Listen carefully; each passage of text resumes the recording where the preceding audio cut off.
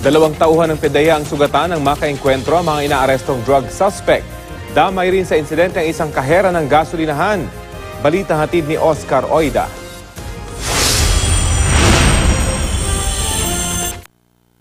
Unang makikita sa kuwang ito ng CCTV sa isang gasolinahan sa Pasay, si PDEA Agent 3 Charlie Maintang habang tumatakbo papalapit sa nakadilaw na subject ng bypass operation na si alias Boy. Ang nakaasul na si PDEA Agent Richard Saure makikita ring papalapit sa nooy nagbubunuan ng si Tang at ang suspect. Hindi makabaril si Agent Saure kasi baka matamaan si Agent Tang. Pinaputukan ng suspect si Agent Saure na tinamaan at bumagsak. Aksidente ring tinamaan ng kahera ng gasolinahan. Binaril din ng suspect si Agent Tang saka tumakbo palayo.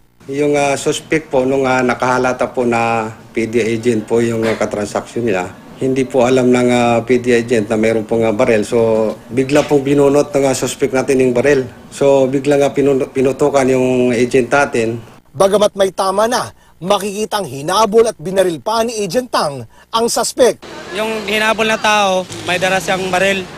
Nasagasaan doon sa yung habal-habal, hindi ko na rin nakita. I would like also to commend or highlight the bravery of the agents, especially the team leader, Agent Tang. Kahit may tama na siya sa chest, talagang pinurso niya yung suspect at nabaril pa niya.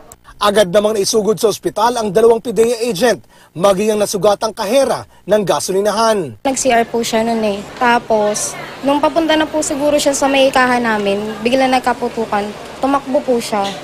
Tapos, dun, bumagsak na lang po. Sa likod po. Tapos, meron din po sa may paa. Nasa ospital na rin ang suspect na si alias Boy, na kalaunan ay kinilala sa pangalang Jeric Sandoval. Nabawi sa kanyang isang kalibre 45 baril, marked money at 1 kilo ng shabu na nagkakahalaga umano ng 6.8 million pesos.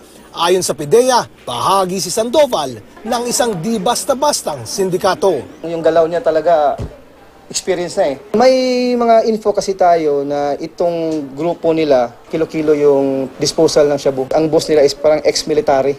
Oscar Oida, GMA News.